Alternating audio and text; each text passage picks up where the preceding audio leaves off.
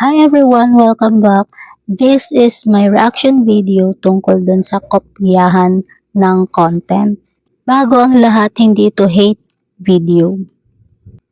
Isa itong reaction at opinion base sa nababasa kong impormasyon online. Ang goal natin dito ay magkaroon ng magandang diskusyon tungkol sa content creators at viewers.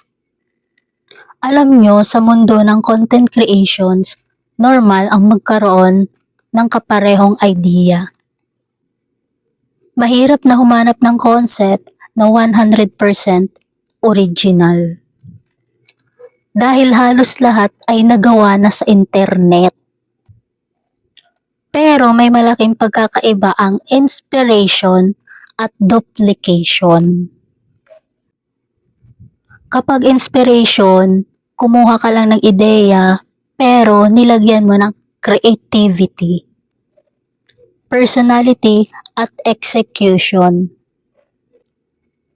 Pero kapag halos pareho ang concept, flow, editing style, at pati yung approach, doon na nagsisimula magtanong ang mga tao.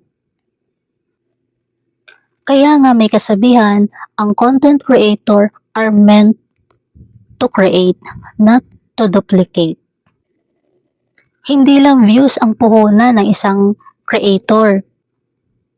Puyat, oras, effort, at creativity ang inilalagay nila sa bawat video.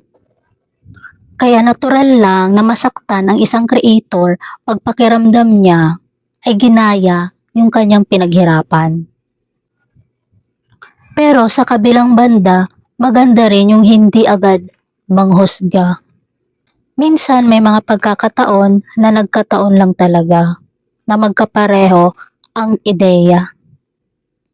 Kaya mas maganda pa rin na hayaan natin magsalita ang individual, wag agad basta-basta magkalat ng hate. Para sa akin, ang pinakamahalagang aral dito ay yung kung creator ka, huwag kang matakot gumawa ng sarili mong identity. Hindi mo kailangan maging kopya ng ibang tao para sumikat. Ang mga viewers mas nagtatagal sa isang creator pag may sariling boses, sariling estilo, at sariling kwento. Dahil sa dulo ng lahat, ang original ay laging may halaga. Ang kopya ay laging ikukumpara. Maaari mong kopyahin ang content ng iba. Pero hindi mo makokopya ang originality, passion at kwento na dala-dala ng tunay na creator. Kung nagustuhan niyo ang video na ito, don't forget to like, comment, and subscribe. Kita-kits sa susunod nating vlog.